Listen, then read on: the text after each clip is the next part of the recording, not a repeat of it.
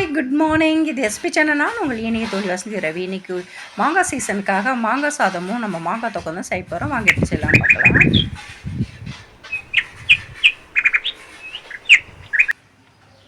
அதுக்கு நான் ஒரு கிளி மூக்கு மாங்காய் தான் எடுத்து வச்சுருக்கேன். அதை நல்லா கழுவிட்டு அதை தோலை நம்ம இது பண்ணிக்கலாம், சீவி எடுத்துடலாம். காம்பு ஃபஸ்ட்டு எடுத்துகிட்டு தோல் சீவி எடுத்துக்கலாம் பீலர் வச்சு.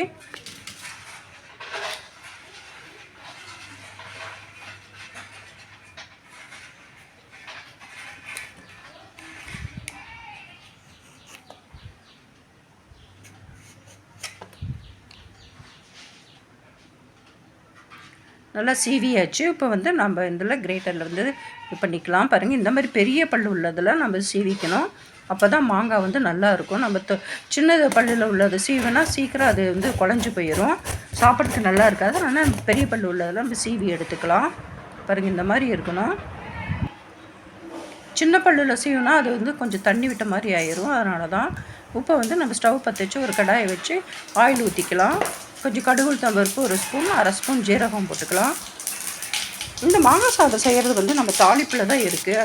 ஒவ்வொன்றா பார்த்து பார்த்து போடணும், அப்போ தான் நல்லாயிருக்கும். பாருங்கள், நான் ஒரு ஸ்பூன் அளவுக்கு உளுத்தம்பருப்பு, ஒரு ஸ்பூன் கடலைப்பருப்பும் போட்டுக்கிறேன். அது நல்லா கொஞ்சம் நல்லா வறுபடணும். பாருங்கள், உப்பை 2 வரமிளகாய், ஒரு பச்சை மிளகாய் போட்டுக்கிறேன்.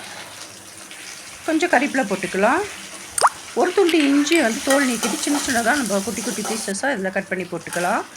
கொஞ்சம் வேர்க்கடலை போட்டுக்கலாம்.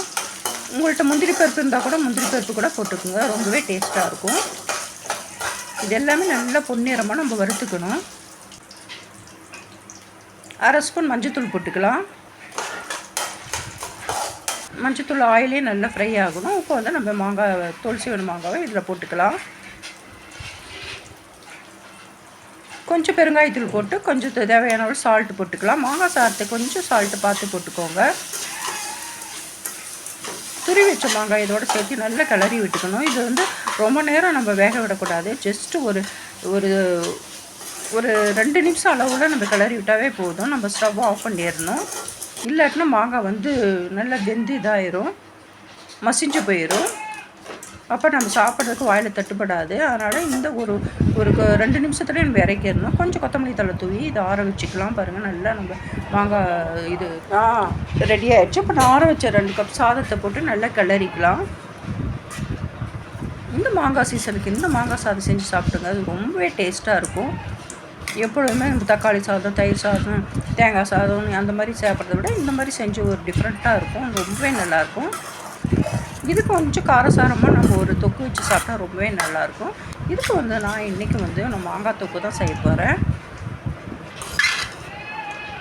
பாருங்கள், நல்ல கிளறியாச்சு. சாப்பிட்றதுக்கு அவ்வளோ ஒரு டேஸ்ட்டாக இருக்கும். நீங்கள் ட்ரை பண்ணி பாருங்கள். குழந்தைங்க பெரியவங்க எல்லாருமே ரொம்பவே பிடிக்கும்.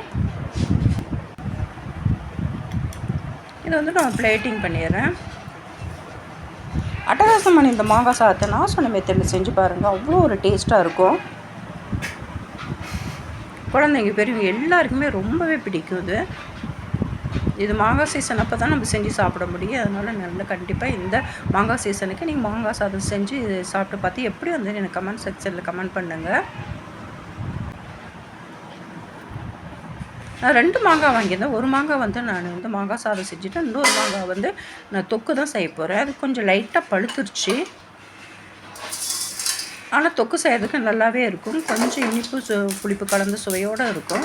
பாருங்கள், ஆயில் ஊற்றி கடுகு உளுத்தம் பருப்பு போட்டுக்கிறேன். போட்டுட்டு ஒரு 1/4 ஸ்பூன் மஞ்சத்தூள் போட்டுக்கலாம்.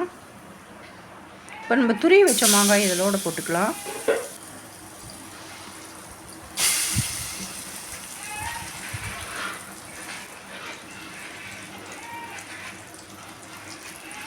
தேவையான அளவு தனி மிளகாத்தூள் போட்டுக்கலாம்.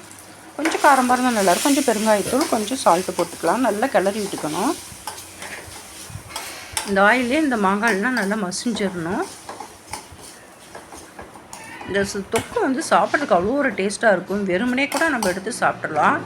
நல்ல காரசாரமாக புளிப்பு இனிப்பு கலந்த சுவையோடு ரொம்பவே அட்டகாசமாக இருக்கும். இதுக்கு 1 ஸ்பூன் நாட்டு சக்கரை போட்டுக்கலாம்.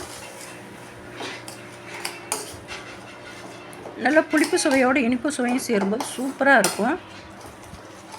இது தயிர் சாதம், சாம்பார் சாதம், ரச சாதம் இதோடு வச்சு சாப்பிடும்போது அவ்வளோ ஒரு அட்டகாசமாக இருக்கும். இந்த மாங்காய் சீசனுக்கு நான் சொன்ன மாதிரி நீங்கள் செஞ்சு பார்த்துட்டு எப்படி இருந்துன்னு சொல்லுங்கள். இந்த வீடியோ உங்களுக்கு பிடிச்சிருக்குன்னு நினைக்கிறேன். பிடிச்சிருந்தா சப்ஸ்கிரைப் பண்ணுங்கள், லைக் பண்ணுங்கள், ஷேர் பண்ணுங்கள், கமெண்ட் பண்ணுங்கள்.